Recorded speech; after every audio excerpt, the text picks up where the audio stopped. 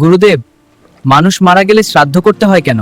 বাবা, এই প্রশ্নটা খুব গভীর, আর এর উত্তর জানলে জীবনের অনেক রহস্য বুঝতে পারবে। দেখো বাবা, এই পৃথিবীতে যা কিছু আছে সবই পরিবর্তনশীল।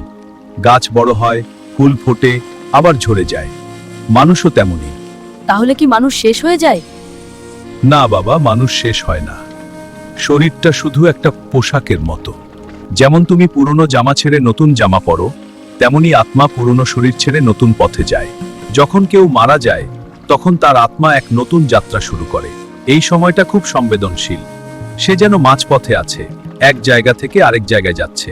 ওই আত্মার জন্য আমাদের প্রার্থনা, ভালোবাসা আর স্মরণ খুব দরকার। তাহলে শ্রাদ্ধ কেন গুরুদেব? শ্রাদ্ধ শব্দটা এসেছে শ্রদ্ধা থেকে, মানে ভক্তি, সম্মান আর ভালোবাসা। শ্রাদ্ধ করার সময় আমরা তিনটা জিনিস করি। এক, পূর্বপুরুষদের স্মরণ করি। দুই, তাদের জন্য প্রার্থনা করি। তিন, তাদের প্রতি কৃতজ্ঞতা প্রকাশ করি। গুরুদেব, শ্রাদ্ধে খাবার দেওয়া হয় কেন? খুব ভালো প্রশ্ন। দেখো, আমরা যে অন্ন দান করি তা শুধু খাবার নয়, এটা আমাদের ভালোবাসার প্রতীক। যখন আমরা ব্রাহ্মণ বা দরিদ্র মানুষকে খাওয়াই, তখন সেই পুণ্য আমাদের পূর্বপুরুষদের উদ্দেশ্যে নিবেদন করি। শ্রাদ্ধ শুধু মৃত মানুষের জন্য নয়, জীবিত মানুষের জন্য। যখন আমরা শ্রাদ্ধ করি, তখন আমাদের মনে শান্তি আসে। আমরা অনুভব করি আমরা আমাদের কর্তব্য পালন করেছি।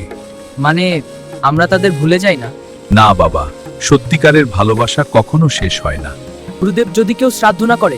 বাবা, ভয়ের কিছু নেই, কিন্তু মনে রেখো, শ্রাদ্ধ না করলে আমরা আমাদের কর্তব্য থেকে দূরে সরে যাই। যে আত্মা আমাদের কাছের ছিল, সে আমাদের ভালোবাসা আর স্মরণ চায়।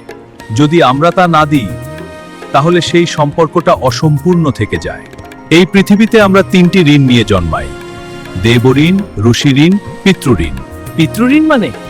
আমাদের বাবা মা, ঠাকুর দাদা ঠাকুমা, তারা আমাদের জীবন দিয়েছে, বড় করেছে। তাদের প্রতি আমাদের যে দায়িত্ব, সেটাই পিতৃঋণ। শ্রাদ্ধ হলো সেই ঋণ শোধ করার একটি পবিত্র উপায়। গুরুদেব, সবাই একটা নির্দিষ্ট সময় শ্রাদ্ধ করে কেন?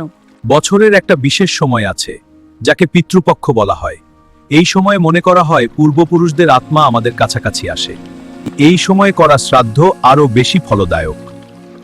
শ্রাদ্ধের সময় শুধু আচার নয়, দানও খুব গুরুত্বপূর্ণ। যখন তুমি ক্ষুধার্তকে খাবার দাও, গরিবকে কাপড় দাও, কারো সাহায্য করো, সেই পুণ্য তোমার পূর্বপুরুষদের উদ্দেশ্যে পৌঁছে যায়। মানে ভালো কাজ করলে ওনাদের উপকার হয়? ঠিক তাই বাবা, ভালো কাজ কখনো বৃথা যায় না। মনে রেখো, শুধু আচার করলেই শ্রাদ্ধ সম্পূর্ণ হয় না। তোমার মনে ভালোবাসা না থাকে, শ্রদ্ধা না থাকে, কৃতজ্ঞতা না থাকে, তাহলে সেই শ্রাদ্ধ অসম্পূর্ণ। সত্যিকারের শ্রাদ্ধ হলো মনে মনে বলা, তোমরা আমাদের জীবনের অংশ, আমরা তোমাদের ভুলিনি। বাবা, জীবনে যত বড়ই হও, কখনো নিজের শিকড় ভুলে যেও না। যে গাছ তার শিকড় ভুলে যায়, সে কখনো বড় হতে পারে না।